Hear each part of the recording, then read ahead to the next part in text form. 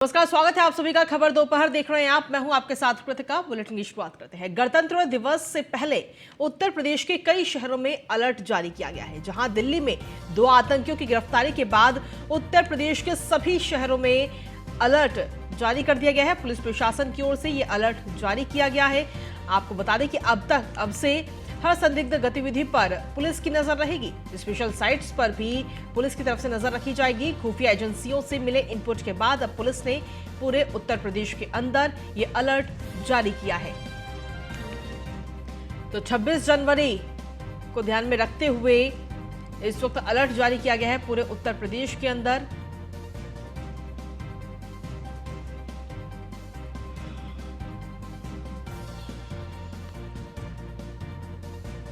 गणतंत्र दिवस से पहले पूरे उत्तर प्रदेश में अलर्ट जारी किया गया है। दरअसल दिल्ली में 2 आतंकियों की गिरफ्तारी हुई, जिसके बाद में उत्तर प्रदेश में अलर्ट जारी किया गया है। हर संदिग्ध गतिविधि पर पुलिस की तरफ से नजर रहेगी।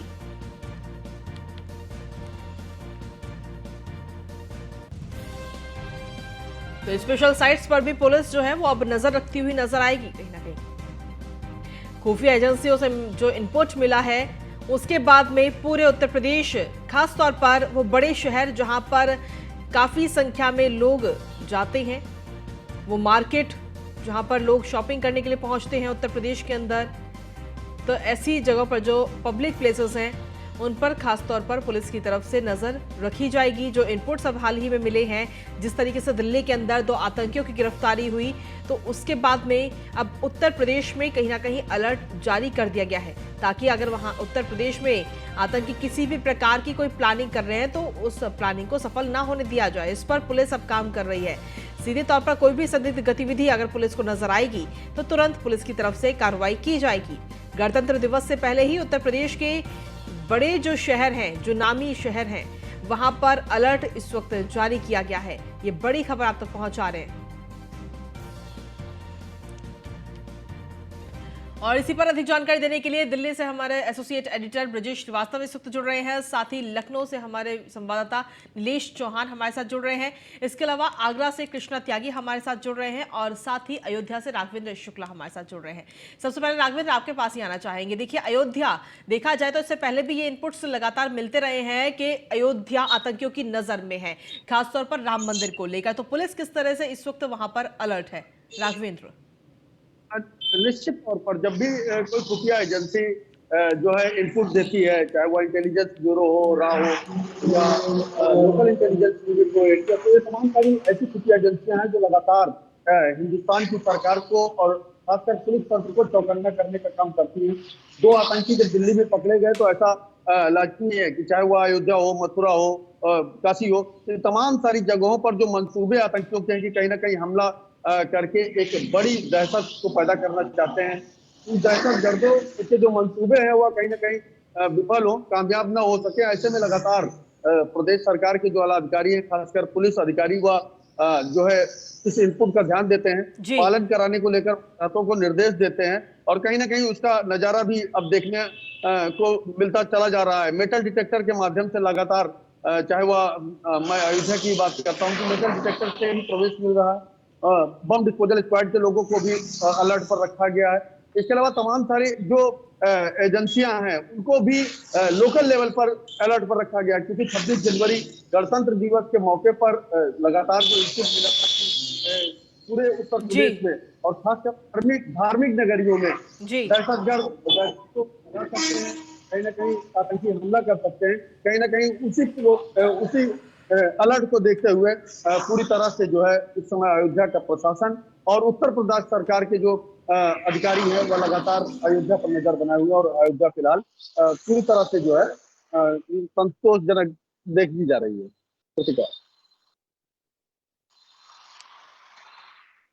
आपसे जानना चाहेंगे, देखिए लखनऊ भी बड़े शहरों में गिना जाता है उत्तर प्रदेश के, तो ऐसे में लखनऊ में किस तरीके से तैनाती पुलिस की तरफ से है और कैसे पुलिस की तैयारियां हैं गणतंत्र दिवस को लेकर, सुरक्षा व्यवस्था को लेकर? नीलेश। जैसे दिल्ली में 2 संदिग्ध आतंकियों को गिरफ्तार किया गया, उसके बाद जो तमाम जो जांच एजेंसियां हैं, खुफिया एजेंसियां हैं, जो इस बात पर नजर रखती हैं कि उत्तर प्रदेश और देश भर में कहीं पर कोई अराजक तत्व ऐसा है जो माहौल खराब करने का प्रयास करता है जी बिल्कुल। या फिर ऐसी प्लानिंग कर रहा है जिससे प्रदेश और देश का माहौल खराब हो। अगर हम उत्तर प्रदेश की बात करें तो उत्तर प्रदेश में बड़े पैमाने पर तमाम अधिकारियों को तैनात किया गया है। खासतौर पर लोकल इंटेलिजेंस यूनिट को विशेष तौर पर निगरानी रखने के निर्देश हैं। साथ ही साथ तमाम अलग अलग से एजेंसियों को तैनात किया गया है ताकि 26 जनवरी से पहले कोई ऐसे अराजक तत्व उत्तर प्रदेश के अंदर सक्रिय ना हो पाए जिनके वजह से उत्तर प्रदेश का माहौल खराब हो। खासतौर पर अगर हम दिल्ली की गिरफ्तारी के बाद उत्तर प्रदेश की बात करें तो उत्तर प्रदेश के तमाम शहरों को अलर्ट पर रखा गया है। राजधानी की अगर हम बात करें तो राजधानी के तमाम ऐसे इलाके हैं जो काफी सेंसिटिव इलाके गिने जाते हैं। खासतौर पर अगर हम राजभवन की बात कर लें, विधानसभा की बात कर लें, लोक भवन की बात कर लें या फिर पुलिस मुख्यालय की बात कर लें तो लगातार वहां पर निगरानी बढ़ाई गई है। साथ ही साथ उन तमाम सोशल मीडिया साइट पर विशेष नजर रखी जाती है जो समय समय पर उत्तर प्रदेश और देश को लेकर तमाम गलत तरीके की बयानबाजी करते हैं या फिर ऐसा माहौल क्रिएट करते हैं जिससे उत्तर प्रदेश और देश का माहौल खराब हो। कहीं ना कहीं उन तमाम चीजों पर निगरानी रखने के लिए तमाम अधिकारियों को तैनात किया गया है। खासतौर पर जो लोकल इंटेलिजेंस यूनिट होती है, LIU होती है, उनको विशेष तौर पर हर जगह पर तैनात रहने के निर्देश हैं। और चाहे वो रेलवे स्टेशन हो, बस स्टैंड हो या शॉपिंग मॉल्स हो, वहां पर विशेष निगरानी रखी जा रही है जहां पर डॉग स्क्वाड समय समय पर निरीक्षण करता है, मेटल डिटेक्टर जहां पर खराब थे उनको ठीक कराया गया है। और रेलवे स्टेशन पर विशेष तौर पर निगरानी रखी जाती है। अगर हम चारबाग की बात करें तो चारबाग में जितने भी अंदर जाने वाले गेट हैं या बाहर निकलने वाले गेट हैं वहां पर मेटल डिटेक्टर के साथ साथ RPF की जवानों को तैनात किया गया है। साथ ही साथ लोकल इंटेलिजेंस के जो जवान हैं उनको भी वहां पर मुस्तैद रहने के लिए कहा गया है जिससे जो बाहर से आने वाले लोग हैं, जो संदिग्ध दिखने वाले लोग हैं, उनकी पूछताछ की जा सके, उनके सामान की तलाशी ली जा सके ताकि उत्तर प्रदेश के अंदर माहौल खराब ना हो। इससे पहले हमने देखा था कि 26 जनवरी से पहले उत्तर प्रदेश के अंदर बड़े पैमाने पर अभियान चलाया गया था जहां पर ATF ने तमाम ऐसे संदिग्धों को गिरफ्तार किया था जो उत्तर प्रदेश के अंदर जगह जगह पर बम ब्लास्ट करने की तैयारी कर रहे थे। हालांकि उनके मंसूबों पर पानी ATF के जवानों ने फेरा था और लखनऊ से कई गिरफ्तारियां हुई थी। उसके अलावा अयोध्या की बात कर लें या फिर हम सिद्धार्थनगर या बनारस की बात कर लें, वहां पर भी बड़े पैमाने पर चेकिंग अभियान चलाया गया था। खासतौर पर उन रास्तों पर विशेष नजर रखी जा रही जो नेपाल से सीधा इंडिया को कनेक्ट करती हैं। तो ऐसे में वहां पर निगरानी बढ़ाई गई है। साथ ही साथ उत्तर प्रदेश पुलिस के तमाम जो अधिकारी, चाहे वो ATS हो, CF हो, UP पुलिस हो, तमाम लोगों को सतर्क रहने के निर्देश जारी किए गए हैं। और खासतौर पर गणतंत्र दिवस पर माहौल खराब ना हो उसको लेकर चाक चौबंद रहने की व्यवस्था की गई है। साथ ही साथ पुलिस मुख्यालय की अगर हम बात करें तो पुलिस मुख्यालय में अलग से ही एक टीम तैनात की गई है जो लगातार सोशल मीडिया साइट पर, ट्विटर हैंडल पर और तमाम जो सोशल मीडिया प्लेटफॉर्म है, चाहे वो फेसबुक हो, इंस्टाग्राम हो, उस पर विशेष निगरानी रखी जा रही है। खासतौर पर उन अकाउंट को चिन्हित किया गया है जो समय समय पर इस तरीके की माहौल को क्रिएट करने का प्रयास करते हैं जिससे माहौल बिगड़ सके और जो उत्तर प्रदेश की कानून व्यवस्था धराशायी हो। तो कहीं ना कहीं पहले से ही उत्तर प्रदेश पुलिस और उत्तर प्रदेश सरकार पूरी तरीके से अलर्ट है। जिस तरीके से योगी आदित्यनाथ लगातार निर्देश जारी करते हैं कि उत्तर प्रदेश के अंदर गुंडे माफिया या आतंकियों की जगह सीधा जेल में है, जिसका नतीजा रहा है कि पिछले अगर हम 2 सालों के आंकड़ों को देखें तो तमाम IS संगठन हो या फिर तमाम दूसरे संगठन रहे हों उनसे जुड़े हुए जो सदस्य थे उनको गिरफ्तार किया गया है, बांग्लादेशियों को गिरफ्तार किया गया, उनको जेल भेजने की कार्रवाई की गई है, प्रभावी पैरवी की गई है, जिसका नतीजा रहा है कि तमाम आतंकियों को सजा सुनाई जा सकी है। अब देखना होगा कि 26 जनवरी से पहले जो ये अलर्ट जारी किया गया है उसमें किस तरीके से पुलिस मुस्तैद रहती है। खासतौर पर रात के समय जो स्टेट हाईवे है, नेशनल हाईवे है, उस पर पुलिस किस तरीके से मुस्तैद रहती है क्योंकि अक्सर संदिग्ध जो व्यक्ति हैं इन्हीं का सहारा लेते हैं, बाई रोड वो अपने गंतव्य को तय करते हैं। तो ऐसे में उन जगहों पर भी विशेष निगरानी रखी जाएगी ताकि उत्तर प्रदेश को पूरी तरीके से सुरक्षित रखा जाए। तो 26 जनवरी का त्योहार बड़े धूमधाम के साथ देश भर में मनाया जाता है, उत्तर प्रदेश में भी सकुशल संपन्न कराया जाए। आज से ही पुलिस की तमाम यूनिटें सक्रिय हो गई और ड्रोन कैमरे का भी सहारा लिया जा रहा है। खासतौर पर उन सकरी गलियों में जहां पर पुलिस का जा पाना मुश्किल होता है तो वहां पर ड्रोन कैमरों की मदद से छतों पर भी निगरानी रखी जा रही है कि छत पर किसी को कोई पत्थर तो नहीं, कोई ऐसे पदार्थ। कुल मिलाकर देखा जाए तो जमीनी स्तर के साथ साथ सोशल मीडिया पर भी पुलिस इस वक्त निगरानी बनाए हुए है। चलिए नीलेश, आपके पास वापस आएंगे।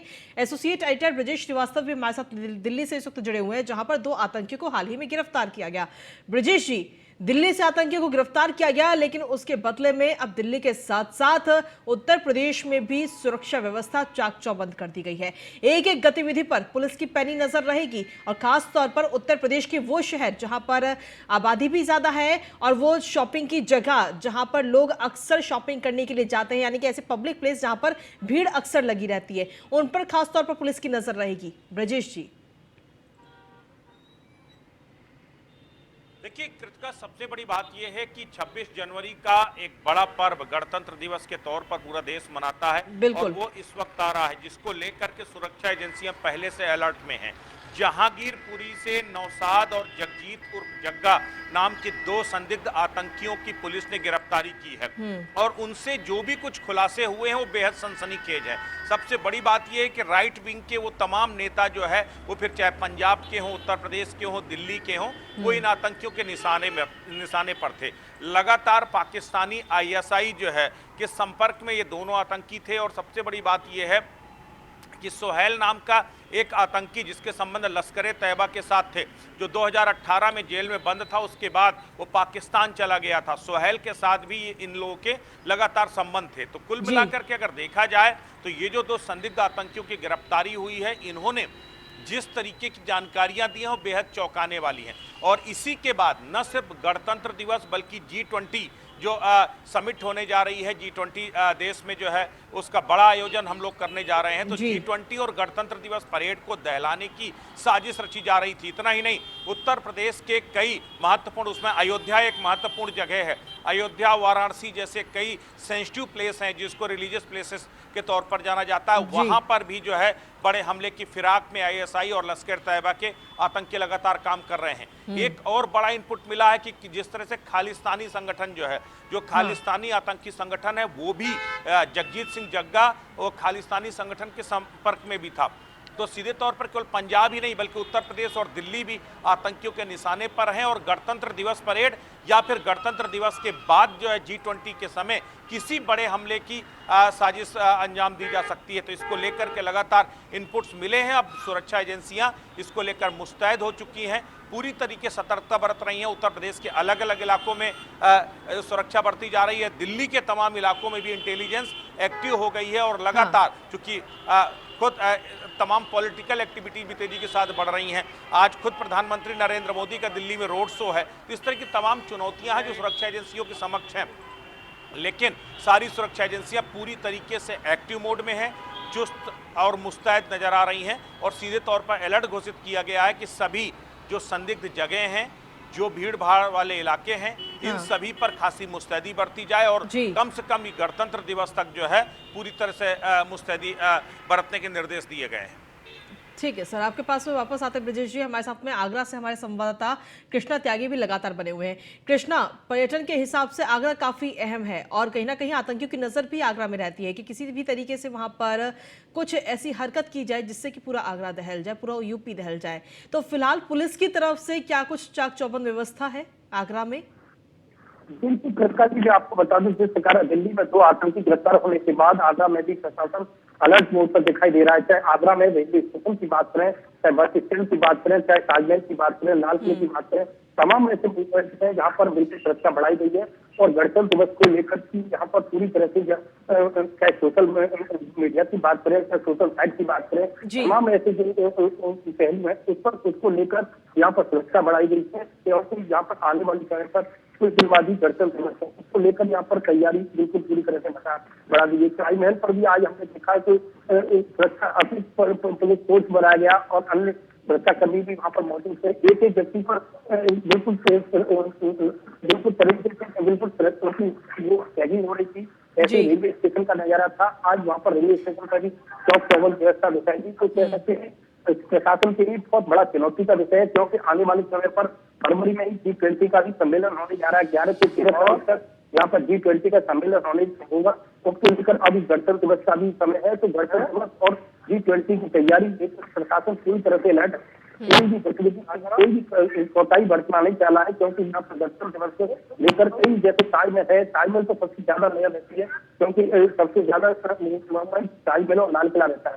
तो ताजमहल पर भी काफी फोर्स बढ़ाई गई है। कोई भी प्रत्येक व्यक्ति पर वहाँ पर चेकिंग की जा रही है। कोई भी बाहरी व्यक्ति जैसे कोई भी संदिग्ध व्यक्ति लगता है उसको लेकर पूरी तरह से उसकी जांच की जा रही है। कोई और तमाम जैसे सुरक्षा एजेंसियां हैं वो पूरी तरह से चौक चौबंद नजर आ रही है। ठीक है, चलिए शुक्रिया तमाम जानकारी देने के लिए, आप सभी का बहुत बहुत शुक्रिया। इसी के साथ चलिए बुलेटिन में आगे बढ़ते हैं। अगली खबर का रुख कर लेते हैं दिल्ली से, जहां पर कुलदीप सेंगर को अंतरिम जमानत इस वक्त दी गई है। ये बड़ी खबर आप तक पहुंचा रहे हैं दिल्ली से, जहां पर कुलदीप सेंगर को अंतरिम जमानत इस वक्त दी गई है। ये बड़ी खबर आप तक पहुंचा रहे हैं। दिल्ली हाईकोर्ट ने अंतरिम जमानत दी है कुलदीप सेंगर को। 2017 में नाबालिग के साथ दुष्कर्म का आरोपी है कुलदीप सेंगर। जहां आजीवन कारावास की सजा इस वक्त कुलदीप सेंगर काट रहा है, लेकिन अभी फिलहाल उसे अंतरिम जमानत दी गई है। हाईकोर्ट की तरफ से ये अंतरिम जमानत कुलदीप सेंगर को दी गई है।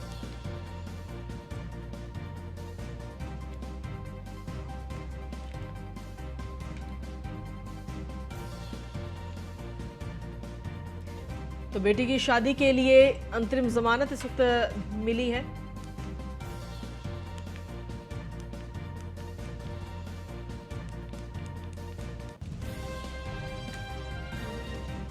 तो दिल्ली हाईकोर्ट ने ये जमानत दी है कुलदीप सेंगर को। बेटी की शादी के लिए ये जमानत दी गई है।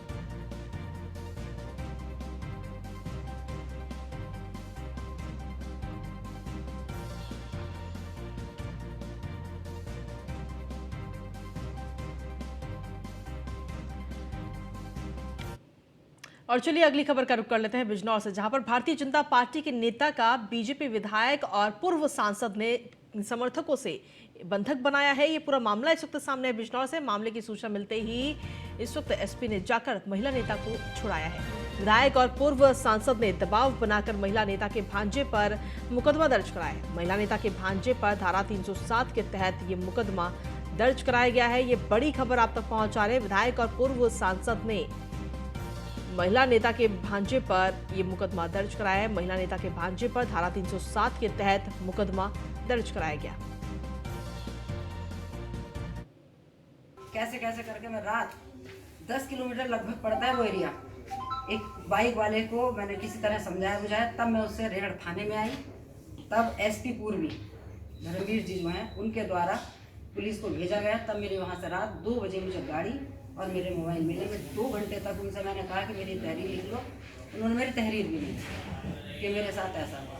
देखिए, भाजपा ने महिलाओं को इतनी सुरक्षा दी और आज मैं ही अपने शासन में, वो भी भाजपा के द्वारा नहीं, भाजपा के विधायक के द्वारा मैं वहाँ सताई जा रही हूँ। क्या नाम उनका? सुशांत सिंह के द्वारा। उनके लोग कह रहे थे कि भाजपा हमसे, हम भाजपा से नहीं। तो हम लोगों ने चुन के इसलिए थोड़ी वजह, हम संगठन के लोग इसलिए थोड़ी काम करते हैं कि कल तुम हमारी इज्जत उतारो। गालियां दी उन्होंने खूब गंदी गंदी। उन्हें शर्म नहीं आई कि एक महिला बैठी और हम इतनी घटिया घटिया गाली दे रहे हैं कि गोली मार देंगे, ये कर देंगे। संवाददाता फैजल खान इस वक्त जुड़ गए हैं हमारे साथ फोन लाइन पर। फैजल, क्या कुछ पूरा मामला है, विस्तार से बताएं। देखिए, बिल्कुल मैं आपको बता दूं, ये मामला बड़ापुर थाना के विधायक जो हैं सुशांत सिंह, उनके गुरगो जमीन पर जबरन कब्जा करने का आरोप लगा हुआ है। अगर बात की जाए तो महिला भाजपा महिला मोर्चे की पश्चिम प्रभारी मीडिया प्रभारी के दामाद पर जबरन कब्जा करने का आरोप लगाया गया है। उनका कहना है कि हमारा घर तक तोड़ दिया गया और हमारे पे मुकदमा लिखने का आरोप, मुकदमा लिखने की दबिश बनाई जा रही है और हमारा जो निर्माणाधीन मकान था उसको भी तोड़ दिया गया। लेकिन कहीं ना कहीं अगर बिजनौर में चर्चा की बात चल रही है तो ये चल रहा है कि आपस में ये निजी दुश्मनागी निकल रही है, एक दूसरे पर आरोप लगाए जा रहे हैं। अब जो है बिजनौर में जो एसपी हैं वो इसकी जांच कर रहे हैं। जल्द से जल्द पता चलेगा कि पूरा मामला क्या है। चलिए, शुक्रिया फैजल तमाम जानकारी और अपडेट्स देने के लिए।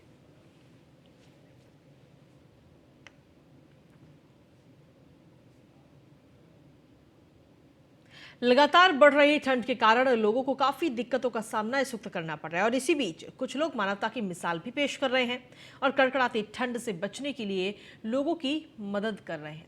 उन्हीं में से एक है दिनेश कुमार मौर्य, जिन्होंने मकर संक्रांति के अवसर पर गरीबों में कंबल बांटे। दिनेश कुमार मौर्य नारायण फाउंडेशन द्वारा दाहिरपुर स्थित वृद्ध आश्रम संस्था के अध्यक्ष हैं और अक्सर लोगों की मदद के लिए आगे आते रहे हैं। संस्था के सचिव अजय निषाद ने बताया कि समाज सेवा का कार्यक्रम इसी प्रकार के निरंतर चलता रहेगा। इस दौरान कार्यक्रम में उपस्थित यूपी व्यापारी कल्याण समिति के सदस्य शुभम अग्रहरि ने संस्था संरक्षक विवेक मौर्य को इस पुनीत कार्य के लिए बधाई दी।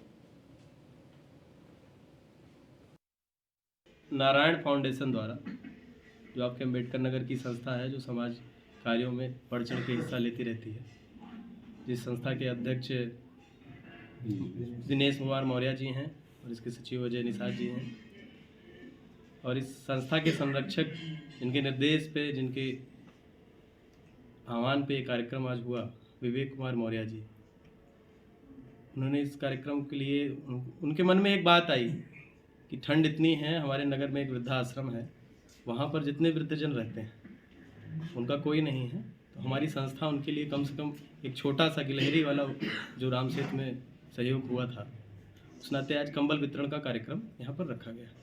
और इस प्रकार के कार्यक्रम नित होते रहेंगे। नारायण फाउंडेशन समाज के हर सामाजिक कार्यों में सहभागिता भी रखे। नारायण फाउंडेशन।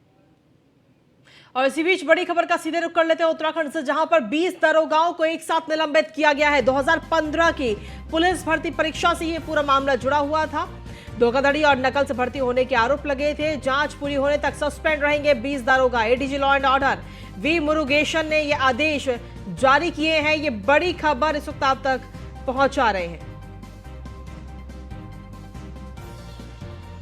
तो इसकी बड़ी खबर सामने आई है उत्तराखंड से, जहां पर एक साथ 20 दरोगा को निलंबित किया गया है, सस्पेंड किया गया है। 2015 का ये पूरा मामला, जहां पर परीक्षा के दौरान नकल का पूरा मामला सामने आया, जिसके बाद में एक साथ 20 दरोगाओं को सस्पेंड कर दिया गया है। 2015 की पुलिस भर्ती परीक्षा से ये पूरा मामला जुड़ा हुआ है और अब धोखाधड़ी और नकल से भर्ती होने के आरोप इन 20 दरोगाओं पर लगे हैं और जब तक जांच पूरी नहीं हो जाती ये 20 दरोगा सस्पेंड रहेंगे। ये बड़ी खबर आप तक पहुंचा रहे हैं उत्तराखंड से। जांच पूरी होने तक 20 दरोगा सस्पेंड रहेंगे। ADG law and order V Murugesan ने ये आदेश जारी किए हैं। एक बड़ी कार्रवाई, इस वक्त की बड़ी खबर आप तक पहुंचा रहे हैं। विजिलेंस ने अपनी इन्वेस्टिगेशन आगे बढ़ रही है, तो विजिलेंस की तरफ से जिसमें भी इन्वेस्टिगेशन में जिसको भी अपना संदिग्ध पाया जा रहा है, करीब 20 लोग हैं, उनको प्रमा पेशिया इन्वेस्टिगेशन में जो आने का तथ्य तो रखते हुए डीजी साहब ने ये निर्देश दिए हुए कि इनको इन्वेस्टिगेशन कंप्लीट होने तक निलंबित किया जाए।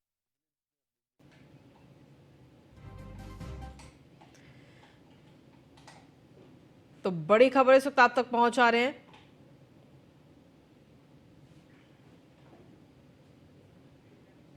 अधिक जानकारी के साथ संवाददाता सुदीप जैन इस वक्त जुड़ गए हैं। सुदीप, क्या कुछ अपडेट है आपके पास में? 2015 में जो भर्ती परीक्षा हुई थी पुलिस की, उसको लेकर अब इन 20 दरोगाओं पर आरोप है। देखिए, 2015 में जो दरोगा भर्ती हुई थी उस पर आरोप है कि पंतनगर विश्वविद्यालय से जो परीक्षा हुई इसमें घपला किया गया था। मुख्यमंत्री पुष्कर सिंह धामी के निर्देशों पर जो विजिलेंस है उत्तराखंड की, वो जांच कर रही थी। कुछ दिनों पूर्व ऐसे दरोगाओं के नाम सामने आए जो सीधे तौर पर इसमें शामिल हैं और वो महत्वपूर्ण चार्ज पर हैं, जैसे चौकी इंचार्ज या कहीं सेकंड अफसर या कहीं थाना प्रभारी। तो विजिलेंस ने एक पत्र भेजा था कि कृपया जांच होने तक इनको इनके पद से हटाया जाए। इस पत्र पर पुलिस मुख्यालय ने निर्णय लिया है और 20 सब इंस्पेक्टर्स को सस्पेंड करने का निर्णय लिया गया है। हमारे सूत्र ये भी बताते हैं कि ये जो धोखा करके, जो बेईमानी करके दरोगा बने अभ्यर्थी हैं, जो पुलिस विभाग में सेवाएं दे रहे हैं, इनका एक व्हाट्सएप चैट का स्क्रीनशॉट भी पुलिस मुख्यालय आया है, जिसमें आपस में ये आपस में कुछ पैसा एकत्रित करने की भी बात कर रहे हैं। ये सूत्रों के हवाले से खबर है कि ताकि हाईकोर्ट, सुप्रीम कोर्ट आज जाने की भी तैयारी की जा सके। तो पुलिस मुख्यालय ने निर्णय लेते हुए इन्हें सस्पेंड करने का फैसला लिया है। इसके विधिवत आदेश नाम समेत थोड़ी देर में जारी हो जाएंगे। चलिए, शुक्रिया तमाम जानकारी देने के लिए सुदीप। और इसी के साथ फिलहाल मेरे साथ इस बुलेटिन में इतना ही। बाकी देश दुनिया की तमाम खबरों के लिए बने रहिए न्यूज़ 1 इंडिया के साथ।